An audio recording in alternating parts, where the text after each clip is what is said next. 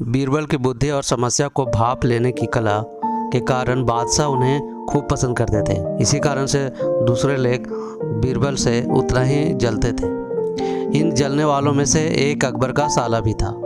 वो हमेशा से ही बीरबल को मिला हुआ खास स्थान लेना चाहता था। बादशाह जानते थे कि बीरबल जैसा कोई और नहीं हो सकता। वो अपने साले को भी ये बात समझाने की कोशिश करते थे, लेकिन उसका साला हमेशा कहता था कि वो भी काफ़ी बुद्धिमान है। इन सब बातों के कारण एक बार बादशाह के मन में हुआ कि अब ये ऐसे नहीं मानेगा, इसे कुछ कार्य देकर ही समझाने पड़ेंगे।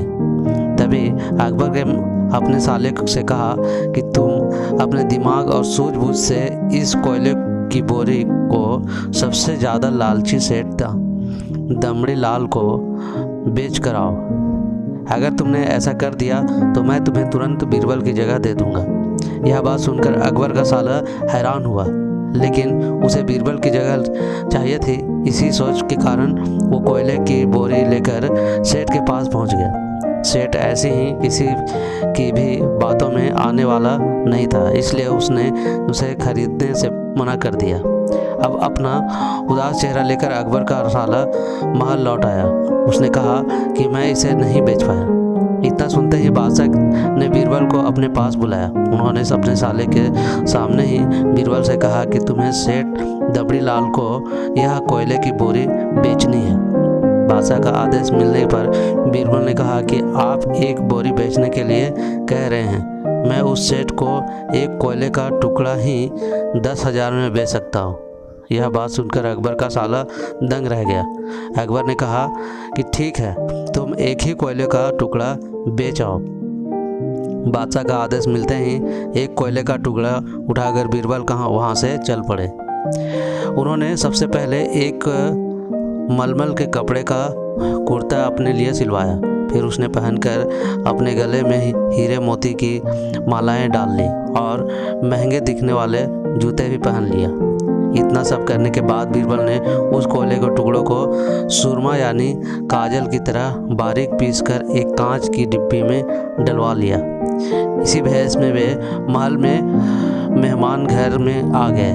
फिर बीरबल ने एक इम्तिहार दिया कि बादशाह में एक जाने माने शेर पहुँचे हैं जो जादुई सुरमा बेचते हैं। सुरमे की खासियत में बीरबल ने लिखवाया कि इसे लगाने वाला अपने पूर्वजों को देख सकता है।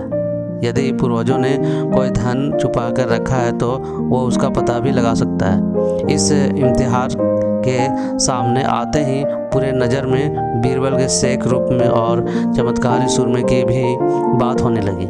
सेठ दमड़ी लाल तक भी यह बात पहुंच गई। उसके मन में हुआ, जरूर मैंने पूर्वज ने धन गाड़ रखा होगा, मुझे तुरंत शेख से संपर्क करना चाहिए। इतना सुनकर दमड़ी लाल शेख बने बीरबल के पास पहुंच गया। बीरबल ने जानबूझकर उन्हें पहचाना नहीं। सेठ ने शेख से कहा कि मुझे सुरमे के डिब्बे चाहिए। शेख ने जवाब दिया, बिल्कुल लीजिए, लेकिन एक डिब्बी की कीमत 10,000 रुपये है। सेठ काफ़ी लालच था। उसने शेख से कहा कि मैं पहले सुरमा आँखें पर लगाना चाहता हूँ, उसके बाद पूर्वज को देखने पर ही मैं 10,000 रुपये दूंगा। शेख बने बीरबल ने कहा, ठीक है, आपको ऐसा करने से इजाज़त है, बस आपको सुरमे की जांच करने के लिए चौराहे पर चलना पड़ेगा। चमत्कारी सुरमे का करिश्मा देखने के लिए वहां लोगों की भीड़ लग गई। तब बीरबल ने शेख जोर जोर से कहने लगे कि इस चमत्कारी सुरमे को सेठ जी लाएंगे। अगर यह सेठ अपनी माता पिता की ही औलाद है तो उन्हें सुरमा लगाते ही तुरंत पूर्वज नज़र आ जाएंगे। पूर्वज नहीं दिखे तो मतलब यह होगा कि वे अपने माता पिता की औलाद नहीं है। असली औलादों को ही यह सुरमा लगाने पर अपने पूर्वज नज़र आते हैं। यह सब कहने के बाद शेख ने सेठ की आंखों पर सुरमा लगा दिया और कहा कि आंखें बंद कर लो। सेठ ने आंखें बंद की तो लेकिन उन्हें कोई भी नहीं दिखा।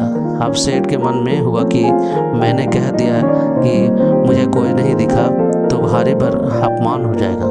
इज्जत को बन रखने के लिए सेठ ने आँख खोली और कहा कि हाँ, मुझे अपने पूर्वज दिख गए। इसके बाद गुस्से में लाल सेठ ने बीरबल के हाथ में 10,000 रुपये थमा दिए।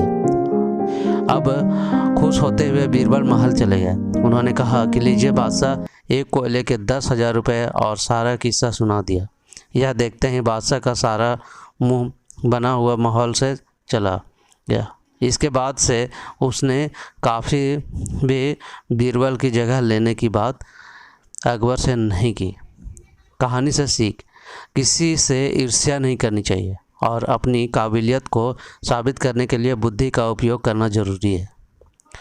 तो ये थी आज की कहानी। कैसे लगी अपने दोस्तों के साथ शेयर कीजिए और कमेंट में ज़रूर बताइए। मिलते हैं एक ऐसे ही नई कहानी के साथ, तब तक के लिए धन्यवाद।